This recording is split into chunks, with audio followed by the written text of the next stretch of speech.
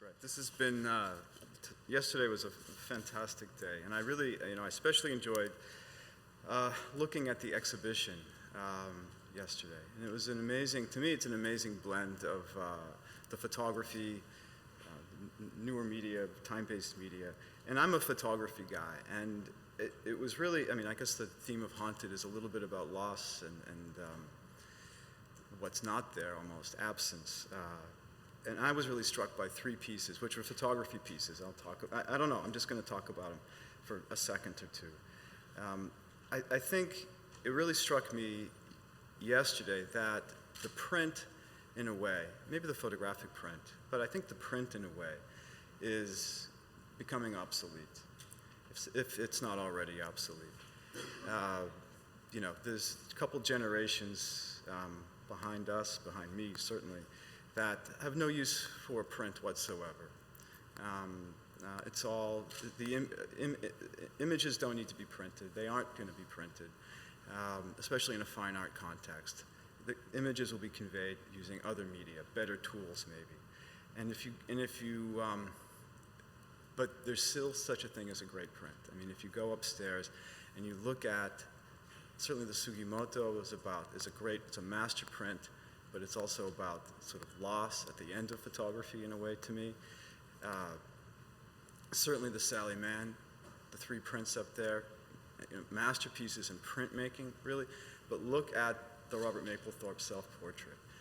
That, to me, is basically all you need to know about the end of photography and the permanence of a printed image, that platinum print.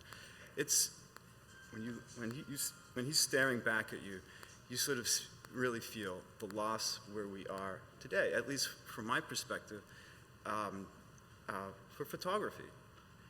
But the great thing about a loss is the sort of liberation, what's new, what comes next, and that's what's so just energizing about what we're doing today. So I had this whole other thing I was going to say, but I think I'm not going to say it. Because I'm a moderator, I'm not a speaker. Should I say it? Nah, say it, don't say it. Well, I was going to sort of wrap up yesterday and talk a little bit about, just go through some of the pieces yesterday. And there was the panel discussion, right? We'll go in reverse order. The panel discussion, what the takeaway from that for me was the essential part about collaboration, right? The stakeholders were all up there. You have curators. You didn't have artists, but artists were represented, certainly. Registrars, I think, is, obviously. Technical experts. But I was going to say, I think some other magnets on top of, like, the Pike, CRT, they're moving the whole world around that we might want to engage maybe in the future. Collectors, dealers, and certainly, as we lose artists' estates will become much more important. And I think starting to engage those magnets on top of the CRT might be an interesting thing to do. We also saw yesterday that a lot of good words and good intentions don't get the job done. Sometimes, you need to get out there with the hose and the soap and the water, but that's not what she was doing.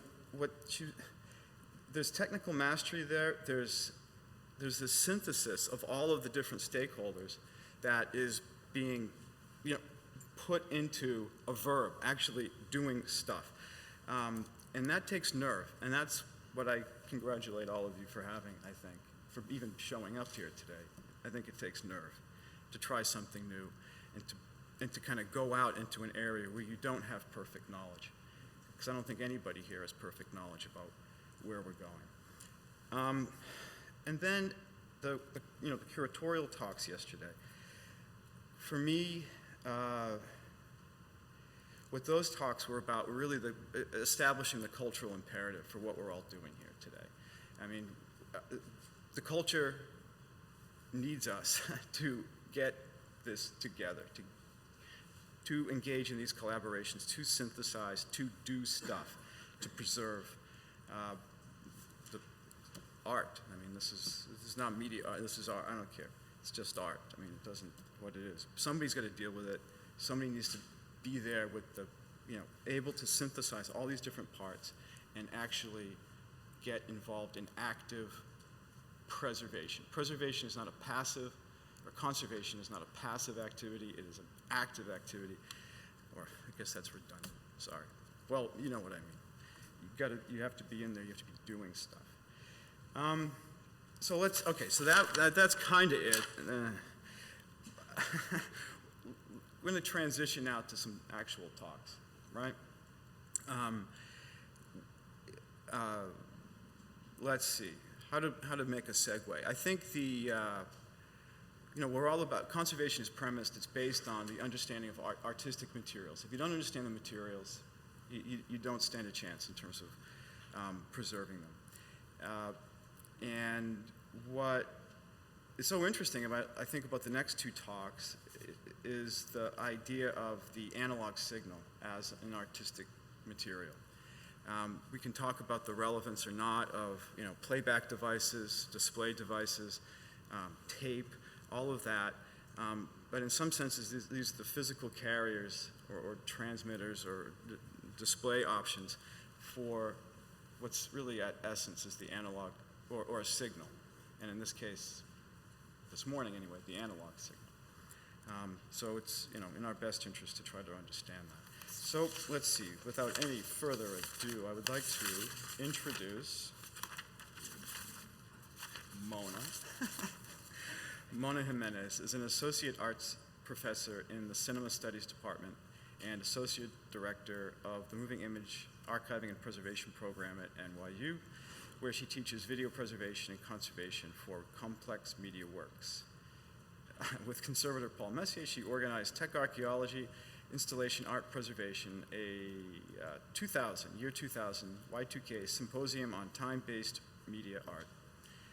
As a 2003 researcher in residence at the Daniel Langlois Foundation for Art, Science, and Technology, she created a catalog template for custom and commercial machines used to make media art.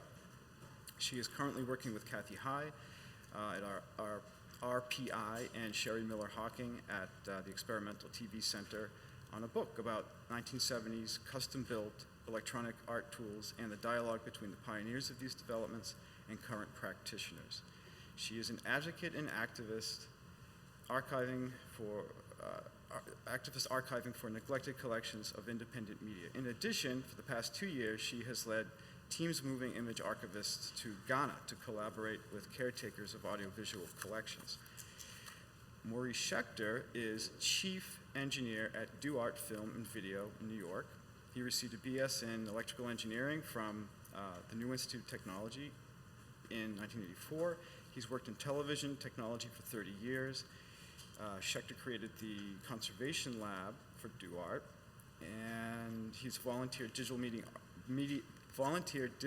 archivist for the David Sarnoff Museum in Princeton, New Jersey. Current long-term projects include the conservation of World War II military-guided missile television equipment. How cool is that? Mona.